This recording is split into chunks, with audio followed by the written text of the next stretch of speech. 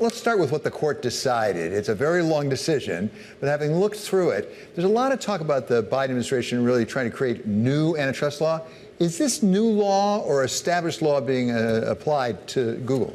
It's a bit complicated. So what we saw in this particular case was that the court ruled that Google had violated parts of the Sherman Act in two key regards when it comes to the exclusive distribution agreements that it had, as well as to a very specific type of search advertising.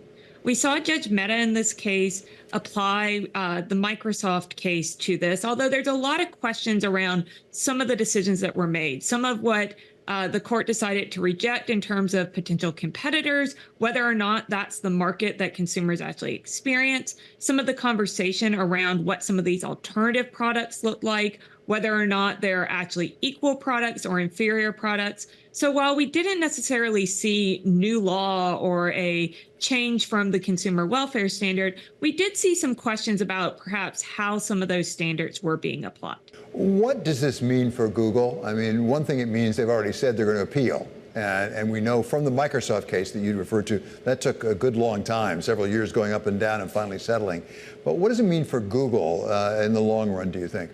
It'll certainly be interesting to see. And I think the question is not just what it means for Google, but what it means for consumers and what it means for other businesses when it comes to businesses dealing with one another and businesses creating certain types of agreements. While this case specifically deals with some of Google's distribution agreements, it's likely to have some broader impact as well.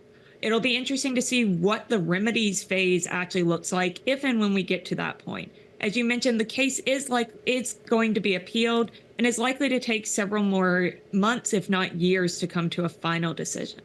We have that remedies phase coming up in the fall now, and one of the things that Bloomberg has reported is the Justice Department is at least considering the possibility of asking to have Google broken up. Is that likely?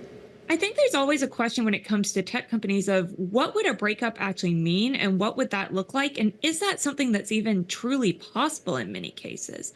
Oftentimes, consumers like the fact that their products are able to be integrated with one another. That's one of the things that consumers are looking for. We often see actually requests for more interoperability, not less. Let's talk specifically about if they don't break up Google, what the possible behavioral remedies could be. And particularly, you mentioned the restrictive agreements that at least the judge found were restrictive with respect to Google paying Apple and others to have their search engine embedded as the default.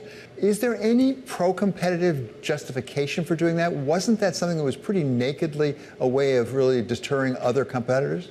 We've seen default agreements reached in multiple cases, and the judge did continue to uphold Trinco and say there is no duty to deal. So it is important to recognize that there is a possibility to see these agreements continue in some way. The question is, was Google acting as a monopolist and abusing its ability to get these agreements? And this really is also going to come down to that question of, are the alternative search engines inferior products? If there's no price that Apple would pay to set Bing as its default, is it fair to say that they can't have Google as their default? What does that mean for consumers? Are we expecting consumers to get the inferior product when what companies are trying to do is provide their consumers, whether it's a smartphone company or a web browser, the product that they actually want? When we look to Europe, where they changed the way that defaults could be done, and when you get a new phone out of the box or go to a new web browser, there's not necessarily a default search engine. We see that consumers overwhelmingly still choose Google because it's the search engine that they want right now, and it's the search engine that is bringing them the kind of results they expect. Let me play devil's advocate here, actually, in reading this decision, because I hear what you're saying, and there are findings that, in fact, Google is just a better search engine. But if that's true, why were they paying all that money? I mean, Google's a pretty smart company. They're not going to pay billions of dollars for nothing. And if they really are just a better search engine, they didn't have to pay any money. They would have been the default by default. There continues to be a wide array of business decisions that go into these kind of complicated agreements. What we really need to be looking at is this a case where we see consumers being harmed? Is this a case where we see a company abusing its monopolist behavior? And if not, then we should really focus on the fact that just because a company is large and just because a company is successful doesn't mean that it can't engage in standard business practices that we would allow other companies to do as well. This Google case was brought under President Biden and his administration by the Justice Department.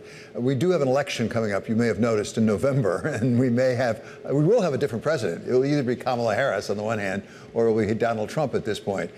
Do we have any sense of what competition policy might look like under either of their regimes?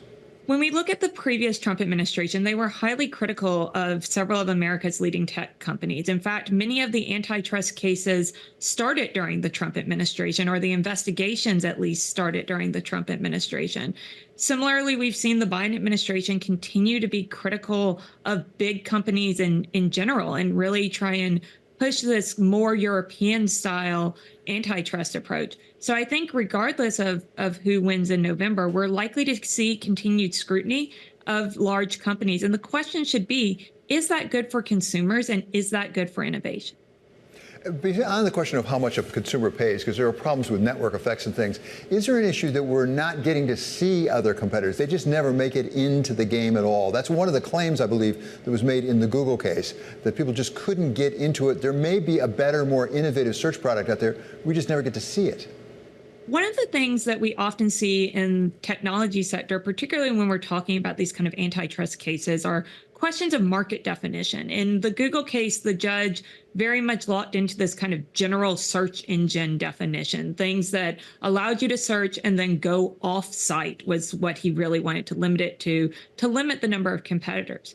But if we look at trends, particularly amongst younger users, Gen Z and Gen Alpha that's starting to access the internet, they're really looking at video forward often. They're going to TikTok or they're going to Google's YouTube to do their searches, or they're doing much more specialized searches where they're not necessarily using those general search engine.